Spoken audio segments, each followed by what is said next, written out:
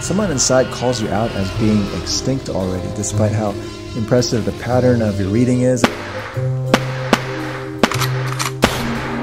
Locking eyes again with this figure, this voice you thought you completely forgotten, but there he is staring at you from the shelves. He was called a monster by some and completely reviled, but at the same time he was also worshipped.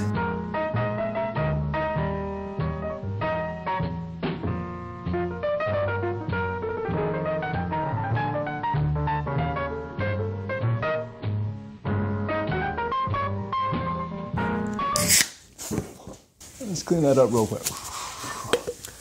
So this protagonist, Bernie, goes to Brooklyn to investigate the title character here, Cabot Wright, who's this young Wall Street monster who's raped 300 women. And Bernie's goal is to write a novel about him after being urged to do so as kind of a joke by his wife, who really just wanted to have the house to herself. I don't know, the same way I always thought this writer was kind of a joke. You know, I always thought his writing was severely flawed for some reason, but I wanted to take a look at his writing again just to see if I could uncover something more flawed in myself, like as to why after reading all these short stories decades ago, I couldn't remember a single one of them, whereas other books that were published around the same time just peeled back the brain and hit at different levels just so much better. This guy here, who some compare Purdy to, and you know, but this guy, he almost never broke character, whereas Purdy just would blow his stack all the time.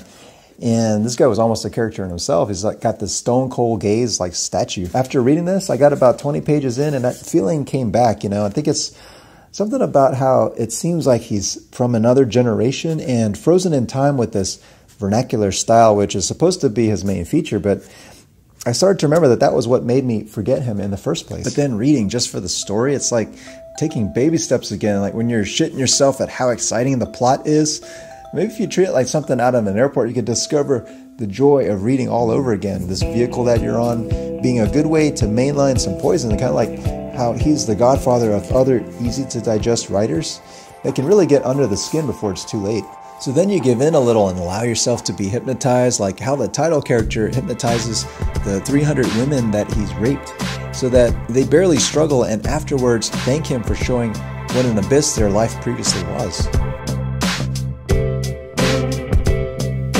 Never allowing yourself to grow and stretch out, but always locking yourself up and almost enjoying how other people laugh at how you struggle with yourself. Time's gone inside out. Gertrude Stein. Oh. For some reason, my investigations took me all the way to France, to the literary salon of Gertrude Stein, where she'd been sending letters back and forth to this struggling writer who lived in Chicago, just encouraging him to publish. And he started to in magazines like Story and The New Yorker, and eventually put out a novel. It wasn't James Purdy, but it was this writer here, Wendell Wilcox. He was just starting to find his way, but then in 1957, mysteriously just stopped publishing altogether. And it's really weird because around that same time is when James Purdy started appearing in print. I mean, what can you do when it's your turn to step up to the plate and deliver, and you just can't because you know that there's this other out there whose talent crushes your own? Not only publicly humiliate yourself and turn tail into silence and obscurity, realizing all along that you were just a parasite on a greater nutsack.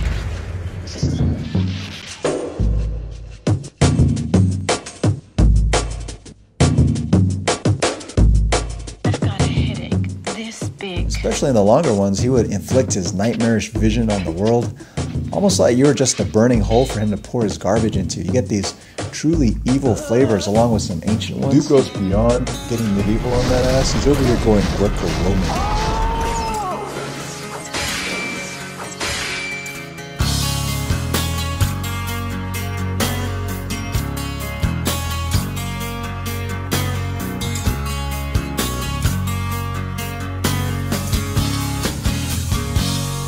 The madness, getting your face all up in it, and the power struggles that he talks about in his novels happening in real time with you as a slave, starting to feel things that you didn't know you had feelings for. That James Purdy is not just a contemporary writer, but he's over here writing Greek tragedies with these characters literally going balls deep on each other. I don't know, it's just humiliating how badly you can misread a person at the beginning, but then grow to love how truly horrible they are. It's just something you can take pleasure in almost as this dude. He's like this strange animal that shifts his shape with every novel and just swims away and leaves you speechless. But you could feel the world more sharply now. You're still in the dark, but the dark has never felt more alive.